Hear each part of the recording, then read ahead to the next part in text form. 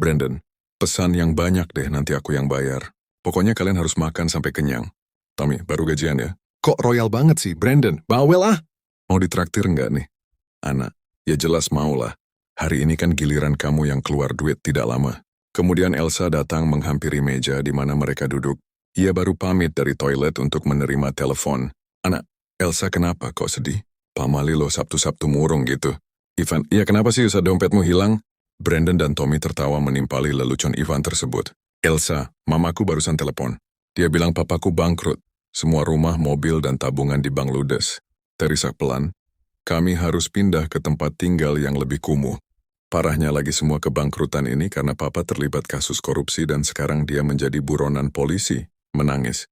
Brandon, yang bener? Ivan, berarti kamu anak buronan.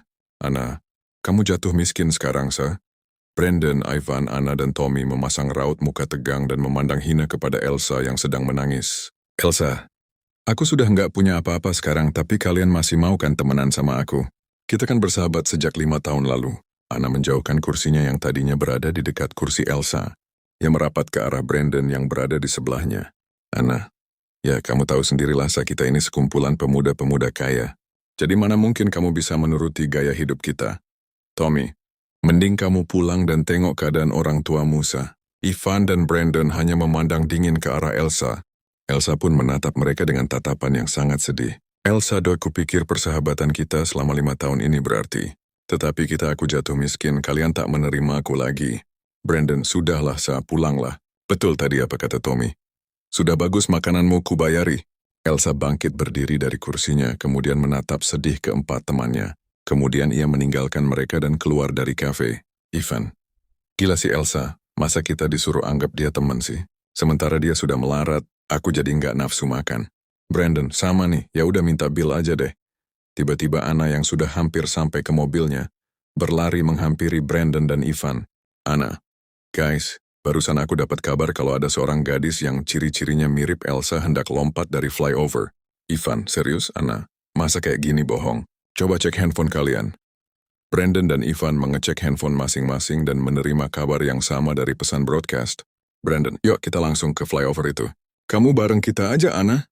Hubungi Tommy, suruh dia langsung ke sana. Ana, Ivan, dan Brandon masuk ke dalam mobil. Brandon mengemudikan mobil ke arah flyover, tempat di mana Elsa hendak bunuh diri. Tiba-tiba di separuh perjalanan, handphone Ivan berbunyi. Dan raut muka Ivan berubah menjadi sangat tegang. Ivan, guys, kita terlambat. Elsa melompat dari flyover tersebut dan ia tewas. Brandon langsung menghentikan mobilnya. Ana menangis terseduh-seduh di jok belakang mobil. Ivan, kita langsung ke rumah sakit Permata Biru aja, jenazah Elsa dibawa ke sana. Brandon menarik nafas panjang kemudian mengemudikan mobilnya ke arah rumah sakit itu. Sesampainya di sana, mereka bertiga berlari dan di depan ruang jenazah sudah ada Ibu dan Helen. Kakak Elsa yang duduk membisu. Ana berlari memeluk Helen. Ana, Kak, maafkan kami. Ini semua salah kami. Kalau kami kasih support ke Elsa, pasti jadinya tidak akan begini. Tetapi kami malah meninggalkan Elsa begitu saja saat ia membutuhkan kami. Helen membalas pelukan Ana dan mengusap punggung Ana dengan lembut. Helen tidak dapat menahan air matanya.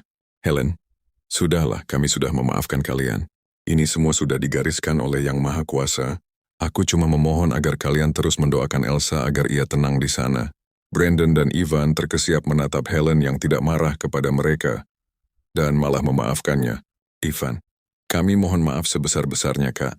Kami pasti terus mendoakan Elsa. Helen, tidak perlu minta maaf terus-menerus, Van. Elsa hanya tidak kuat menerima kenyataan bahwa kami semua jatuh miskin. Aku sangat mengerti karena sejak kecil ia hidup dengan bergelimang harta. Brandon, Ivan, dan Ana takjub akan kebesaran hati Helen. Dan semenjak itu mereka bertekad untuk lebih menghargai orang lain dan tidak menggunakan uang sebagai tolak ukur.